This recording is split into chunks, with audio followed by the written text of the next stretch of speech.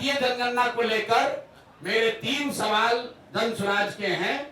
दलित और अति पिछड़ा समाज के 5% से कम लोग ही 12वीं क्लास पास करते हैं बिहार। पिछले 2-3 साल में सबसे ज्यादा राजनीतिक रोटी यहाँ सेकने की कोशिश की गई है जातीय जनगणना के नाम पर। नेताओं ने, जिन्होंने जातीय जनगणना कराने की घोषणा की, 500 करोड़ रुपया बिहार सरकार का खर्च करके जातीय जनगणना कराया, उनके नियत कभी भी किसी जाति की मदद करने की नहीं थी।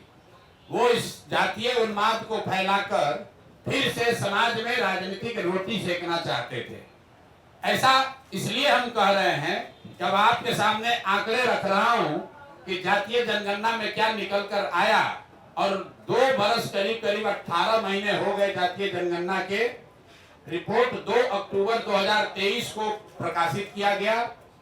7 नवंबर 2023 को विधानसभा के पटल पर यह रिपोर्ट रखी गई और 22 नवंबर 2023 को नीतीश कुमार ने, तब तेजस्वी यादव के साथ जो सरकार चला रहे थे, मिलकर जातीय जनगणना के आधार पर 5 बड़ी घोषणाएं की। अब उनकी हकीकत आप देख लीजिए। जातीय जनगणना में सरकार ने ये माना कि 34% से ज्यादा लोग बिहार के गरीबी रेखा से नीचे आज भी रह रहे हैं। लेकिन ये महत्वपूर्ण आंकड़ा नहीं है। महत्वपूर्ण आंकड़ा ये है कि 30-35 साल से सामाजिक न्याय की राजनीति करने का दावा करने वाले लोग, इनके शासन के बाद भी जब जातीय जनगणना का रिपोर्ट आया, उसमें बताया गया कि 5% से कम दलित और अति पिछड़ा समाज के 5% से कम लोग ही 12वीं क्लास पास करते हैं बिहार में। जिन लोगों ने रिपोर्ट बनवाया उन्होंने पढ़ा भी नहीं। सिर्फ 5% से भी कम दलित और अति पिछड़ा समाज के लोग 12वीं क्लास पढ़ते हैं।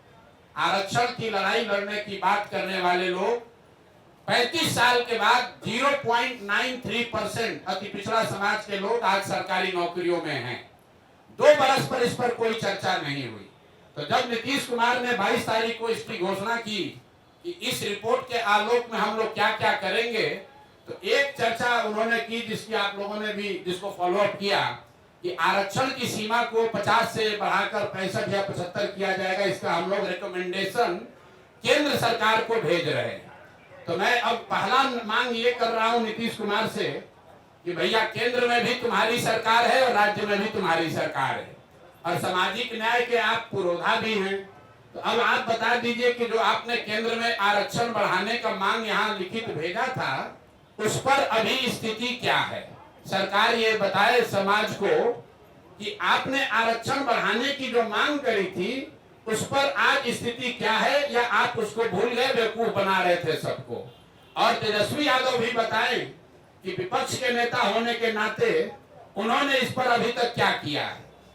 लेकिन दूसरा जो महत्वपूर्ण बात है, जिस पर कम चर्चा हुई, उस रिपोर्ट के आधार पर 22 नवंबर 2023 को नीतीश कुमार ने घोषणा की कि 94 लाख परिवारों को, जिसमें हर जाति के गरीब लोग शामिल हैं, 94 लाख परिवारों को रोजगार के सहायता के लिए 2 लाख रुपए प्रति परिवार 5 वर्षों में किस्त के आधार पर दिए जाएंगे। तो भैया 2 बरस का बजट हो गया। हम इंतजार कर रहे थे, क्योंकि अगर पहले कहते तो ये लोग कहता कि अभी 5 बरस में कहें तब न होगा। तो 2 बरस पूरा हो गया।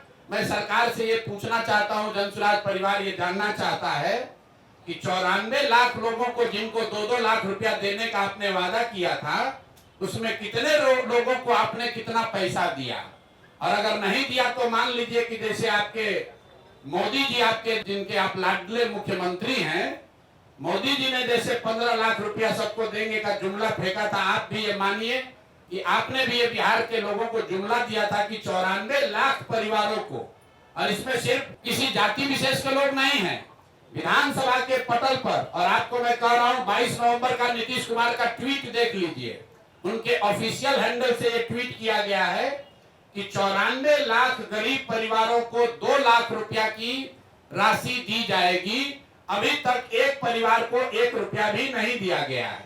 तीसरी जो बड़ी घोषणा उन्होंने की थी कि 39 लाख परिवारों को जो होमलेस है, लैंडलेस हैं, उनको 1,20,000 रुपया घर बनाने के लिए दिया जाएगा। तो मैं तीसरी मांग ये कर रहा हूं कि जातीय जनगणना के नाम पर समाज को लड़ाने की जो योजना आपने बनाई थी वो तो कामयाब हुई नहीं। ये बता दो कि 39 लाख लोगों में से कितने लोगों को 1,20,000 रुपए की राशि दी गई है। तो जातीय जनगणना को लेकर मेरे 3 सवाल जन स्वराज के हैं। पहला कि आरक्षण बढ़ाने के लिए जो आपने दावा किया था कि आप केंद्र सरकार को रिकमेंड कर रहे हैं, उस पर आज स्थिति क्या है? किस तारीख को आपने रिकमेंड किया और केंद्र सरकार ने उस पर क्या निर्णय दिया? क्योंकि केंद्र में भी भाजपा और नीतीश की ही सरकार है, और अगर नहीं दिया तो प्रधानमंत्री अभी आ रहे 24 तारीख को, तो मधुबनी में प्रधानमंत्री को यह घोषणा करना चाहिए, जवाब देना चाहिए, क्योंकि जदयू के लोग भी भीड़ जुटाने में लगे हैं। सरकारी खर्चे पर डीएम सीडीपीओ से लेकर सारा प्रशासन लगा हुआ है, सरकारी खर्चे पर भीड़ जुटाई जा रही है। तो उसमें मोदी जी को और नीतीश जी को बताना चाहिए कि जातीय जनगणना के आधार पर आरक्षण बनाने के प्रस्ताव की स्थिति आज क्या है।